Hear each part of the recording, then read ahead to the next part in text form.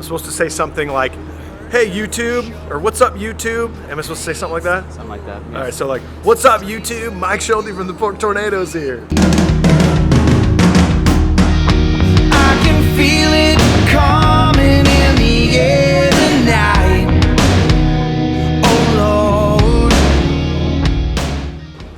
Well, inaugural episode of Mace, is it Beers and Gears or Gears and Beers?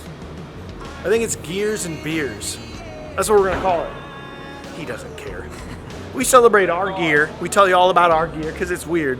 People ask a lot of questions about it. But we also celebrate delicious beers. Today's interesting beer of the episode is Belching Beaver's Phantom Bride IPA. See that name on there? Deftones. Yes, it was apparently a collaboration between Chino Moreno and Deftones. Shall we take a sip? 7.1% alcohol, 1 pint, which is also 473 milliliters. That's delicious. I'm not like a terribly huge IPA guy, but the fact that it says Deftones on here, I'm pretty excited. All right, so as we talk about gear, I'm going to be drinking on this delicious beer. Follow me. I've been waiting for this moment all my life. Oh Lord. I play a DW Design Series acrylic. It's 22 kick, 12-inch rack, 16-inch floor. I never really liked the sound of acrylics. I always thought they were just really boomy and not very controlled. Let's just be honest here. I got it strictly so I could put LED lights in it. The LED lights are from a company called Drumlight. Dude, and they make it super easy. You can control the lights, control the colors, put them in all the drums, put them in one drum, put them in every drum. They're controllable via remote, or you can put them into our Ableton system, which I actually control using my DMX3, so the lights go off and on, depending on what song we're on and what part. But I actually love the way it sounds. It took a while to find out what heads I wanted to use. I ended up with Remo pinstripes on the toms. Remo Power Stroke 4 is what I like to use on the kick, but it's not on there currently because they didn't have it at Guitar Center, and that's where I shop. So there's an Aquarian Super Kick 2 on there, perfect. My snare drum, this is brand new. This is a custom snare drum from Hero Drum Works out of Des Moines. As you can see, Pork Tornadoes pink, Pork Tornadoes logo around the whole thing. It's a 7x14 10-ply maple, and it is like warm, fat sound, but really controlled. Sounds great. I play Vic Firth sticks. We got our signature Pork Tornado sticks. You gotta love that, right? I play the Extreme 5As, which is kind of weird because it adds about another ½ inch on the stick from a normal 5A, but I actually choke. I don't really choke up that far on the stick. I kind of hold back. So like it really makes no sense why I would get a longer stick because, I mean, that's pretty long, right? I'm using the K Dark Thin crashes. I got a 19 and a 20. Absolutely love the way these cymbals sound. They're not too metallic-y. They cut through and they die out quick. Only bummer is they're pretty thin, as you can see. You know, when you're really riding hard over here on the 20-inch, you get a little bit of a crack in there. But you know what? What are you gonna do? That's saying a lot about these cymbals because I love how much they sound so much that I will continue to buy them even though that has a crack. On the ride, I got a Zildjian A Rock Ride. That's just classic. I think I've had that for like 10 years. I got 14-inch custom dark Ks. I've had those for probably 13, 14 years. Absolutely love the way they sound. They're perfect. They can be indie rock. They can be kind of raw, but they can be focused for pop music like we play. So I also use these Smoking Aces drum shields. I put them around both crashes. The beauty of this is, you know what, like we used to play with these big, like the church style surround sound, like glass case of emotion, and I hated it. I felt disconnected from everybody, but they're still important because you want to keep those cymbal bleeds out of the microphones. So Smoking Aces made these itty bitty little shields that really just go around the cymbal and keep all that out of the vocal mics, which is crucial. So love having those, and it doesn't make me look like a dummy, like halfway like a dummy. I'm using the Roland SPD-SX for drum effects, drum machine noises on my left side.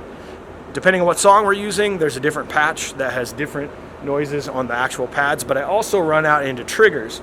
So I've got a trigger on the snare, the rack, the floor, and the kick. For a song like we play Are You Ready For It by Taylor Swift, and every time I hit the kick, you get that low end bass that plays. for other applications, throw a little bit of maybe clap into the snare. So every time you hit it, you hear the acoustic drum, but you also get the clap, not the clap. You don't get the clap, Brandon. Not only just the triggers, but the pads. Like, you know, we play Katy Perry Dark Horse, so you've got a... There's no going back. You know, like I trigger all that stuff. It's not on tracks or anything. For the classic Gangster's Paradise, I actually play those on. People think they're on a track, but they're... You've got that in there. For the chorus, you've also got the choir. So you just add that on in the chorus, you know what I mean? Let's take a pause. Strictly pretty much DW hardware. I've, over the age as I've gotten older, realizing how hard you can be on hardware. I always go up as high as I can on the levels. I mean, you're gonna pay a lot, but like that in particular, that snare drum stand is the best snare drum stand I've ever had. Lock it in place, it stays. For vocals, I have kind of a little pedal board thing. I've got the TC Helicon for vocal effects to make the low voice, like we'll do on some of those songs. I also have a mute switch, which is great because you don't want necessarily all this cymbal noise bleeding into your vocal mic the whole time, especially when I use it like 3 times a show. So when I'm ready to sing, unmute that, mute it back up. We also use talkback switches. Talkback switches are so I can converse with the other members. Using in-ears, we can't really communicate back and forth. We got to make a change on the fly, hit the talkback switch. It doesn't go through the mains. It just goes into our ear mix. I use 64 audio. I've actually got some A18s. Absolutely love these. The hardest part about changing over to in-ears was the lack of like low end for me, is not feeling the kick and feeling the bass. But switching to these A18s, I mean, there are an insane amount of drivers. I think there's 18 drivers in there. I don't know, but there's a lot. 64 has got to be the best company out there. I, of course, got my Black Cat on one. You know, that's custom. You can see that little Black Cat there. You got that? Mm-hmm. And I also have the old Zelda Triforce. You know what I mean? Oh yeah. Didn't try this Phantom of the Bride some more, huh? We're playing bigger venues. You know, we're talking 1,000 and more people. Where usually the venue is going to have mics, but since we run our own in-ears, we like to bring our own mics so that everything's the same as far as our mix goes. For kick, I use the Audix D6 on the outside, and then we put the Beta 91 on the inside, so you can mix kind of that attack and low end on the kick. JP's got some other great mics running, which I'll put on the bottom of the screen right here what they're called, because I don't know what they're called, because JP brought them today. But they're nice. Phantom of the Bride is just, Phantom Bride, not Phantom of the Bride. Interesting thing about the ride cymbal that most people make fun of me for is my ride cymbal's tilted away from me. Everyone makes fun of me.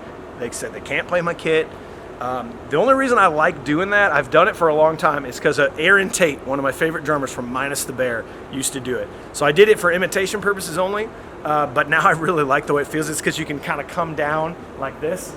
You're coming down on the bell instead of like, you know, sideways on the bell. You're almost like attacking the bell like a drum, which is one of the only reasons I use the ride cymbal is for the bell. You know, if you're in a band, one of the best advertising tools you could ever use is your bass drum head and having your logo on it.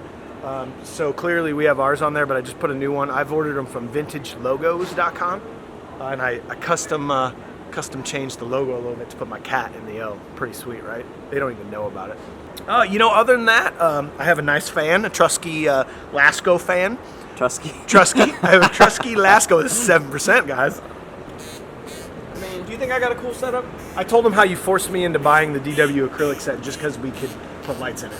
Well, yeah, but I mean, I still think drums are for nerds. Yeah, well, I mean... Are we filming this? No. I'm not very smart, so you mean like dumb nerds? Because I'm not like smart nerd. You mean like Star Wars nerds? Yeah, Mike. Whatever helps you out. Okay. All right. And this was another episode of Gear and Beer. Tune in next time.